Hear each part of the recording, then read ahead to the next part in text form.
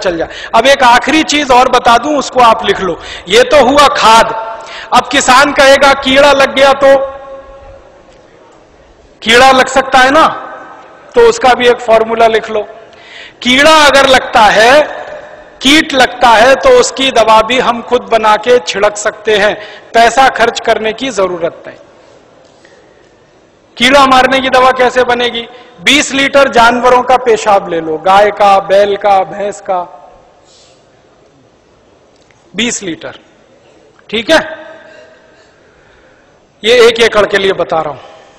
फिर इसमें 2.5-3 किलो नीम के पत्ते की चटनी डाल देना।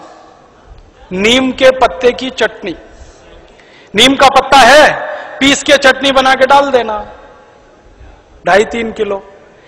और आकड़ा देखा है? आकड़ा, आकड़ा के पेड़ के पत्ते की भी चटनी डाल देना, 2.5-3 किलो।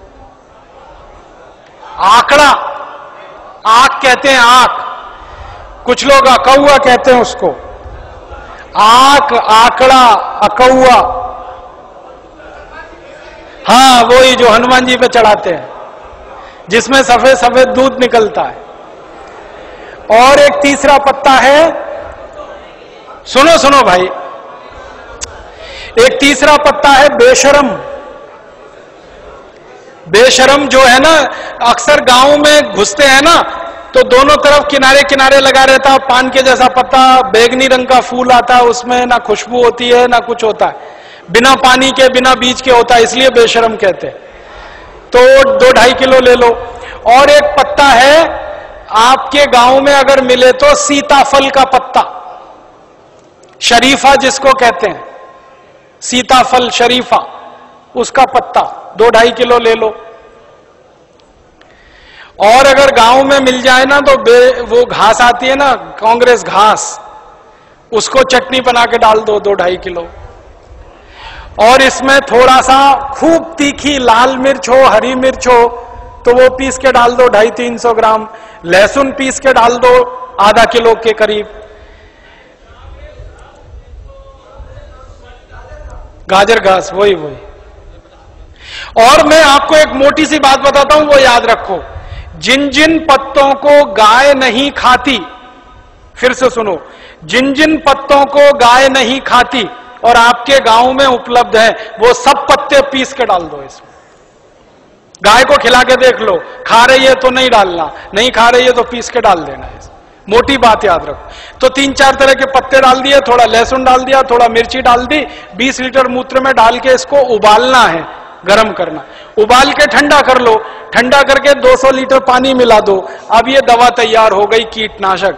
इसको स्प्रे कर दो किसी भी फसल पे, तो 48 घंटे माने 2 से 3 दिन में सारे कीट खत्म कर देता है। 1 पैसे का खर्चा नहीं होता, बाजार से कुछ नहीं लाना पड़ता।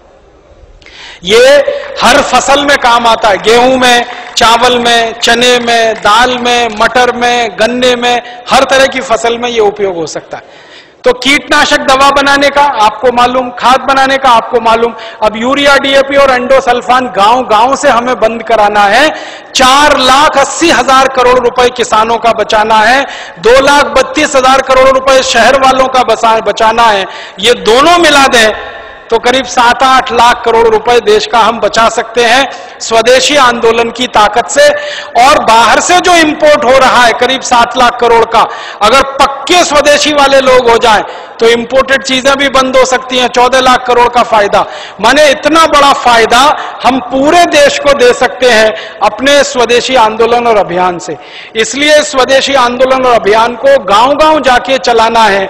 और आपको इसके लिए उस जमाने में लोकमान्य तिलक ने जैसा परिश्रम किया, महात्मा गांधी ने जैसा परिश्रम किया, विपिन चंद्र पाल ने जैसा परिश्रम किया और क्रांतिवीरों ने जैसे परिश्रम किया, वैसा ही परिश्रम आपको करना है। ताकि क्या होगा, जैसे आज हम लोकमान्य तिलक का नाम याद रखते हैं अपने देश के लिए, अपनी सभ्यता के लिए, अपनी आजादी के लिए, वैसे ही आपका नाम आने वाली पीढ़ियां याद रखेंगी इस देश के दूसरे स्वदेशी आंदोलन के लिए। ऐसा कहकर मैं आपका आभार व्यक्त करता हूं, बहुत बहुत आपको धन्यवाद देता हूं।